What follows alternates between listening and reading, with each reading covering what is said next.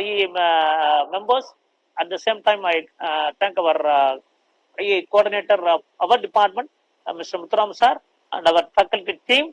And once again, I thank our expert today speaker, Dr. Mitra, for coming in online for giving a valuable session to our students. Thank you. Thank you, sir. Thank you for providing the opportunity to deliver the session on Energy Manager. First and foremost, I thank IEA chapter for giving me an opportunity to share the views on energy auditing. And also, I take this opportunity to thank Hindustan College of Engineering and Technology, especially my HOD, Dr. N.P. Anandamurthy sir, and also your team for providing me this opportunity to share the views on energy auditing, why energy auditing is necessary, and what are the steps has been involved in the energy audit. And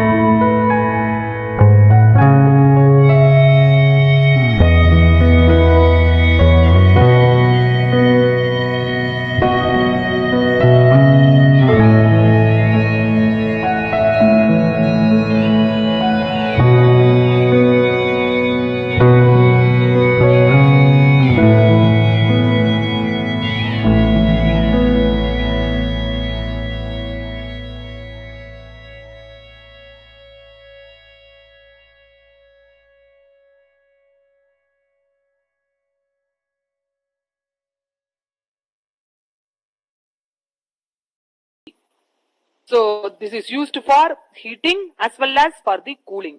The heating may be used for some cases. For example, if it is very chill, you need a heat air.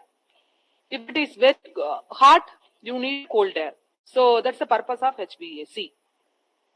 And the next one is nothing but enhanced reliability and electrical safety.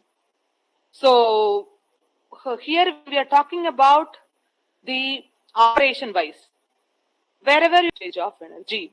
So first thing we have to see what are the ways are available for conserving energy. And the second part of the pyramid is nothing but energy efficiency. So this is what I am talking about, the infrared thermometer. So this is an infrared thermometer. With the help of the infrared thermometer, we can able to measure the available heat. There is no need to connect the machine. It's like taking a photograph. You can able to, when you're taking a photograph itself, it shows the temperature of the place, whatever may be the place you have projected. So whenever the temperature is above 45 degrees Celsius, you have to an energy audit as 70%. Main meter is nothing but we must have a power analyzer, we must have a thermal imager, and also we must have a ultrasonic flow meter. And this costs very high. So if you are having these, so maybe for 12 months or 24 months. So with the help of this, why this energy bill is very important is nothing but whenever you are conducting an energy audit, by analyzing the energy bill itself, you can able to understand that whether they are exceeding their demand, whether they are paying the penalty, whether their power factor meets the expected value of 0.9 or 1. You know that the power factor plays a main role in the industry.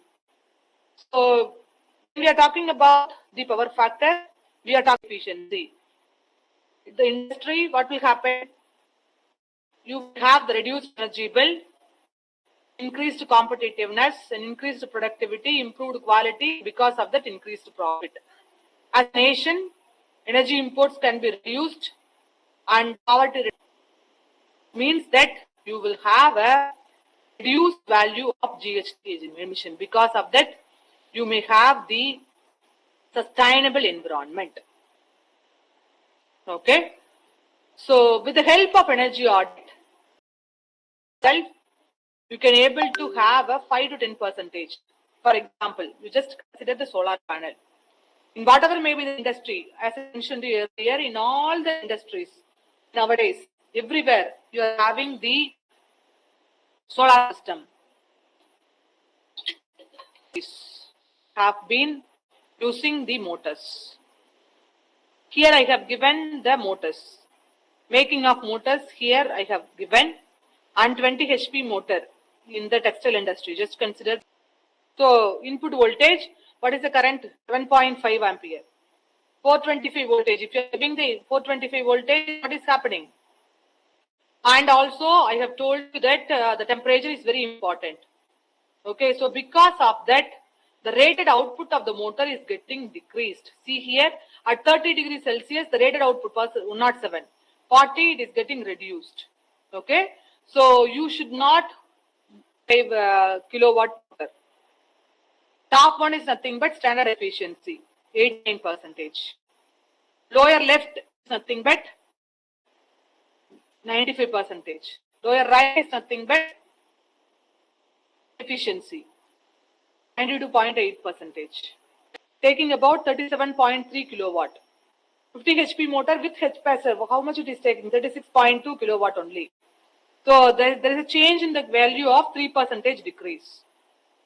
And also KVR also is getting decreased. Okay? Improved. So here you have to analyze. For example, whenever you are having a high capacity motors, you have to analyze it in the load end. You should not consider from the source end. You have to go to the load end. You have to analyze the motors. Whatever maybe the motors or equipments are available about 10 kilowatt.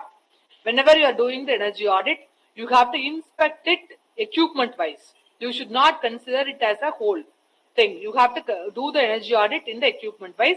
Then only the potential savings you can able to achieve it from.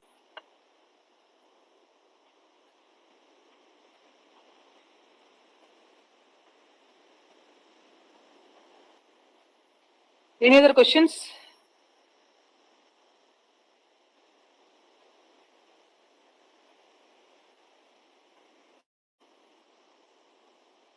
Okay. Thank you so much. Thank you for your patient listening. Thank you.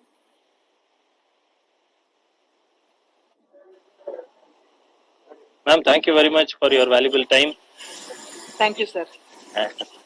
In spite of busy schedule, you come and ரெண்டு time இது வந்து postpone ஆயிடுச்சு, but still you took your time and spent so many. Definitely. If you need, I can come in offline also.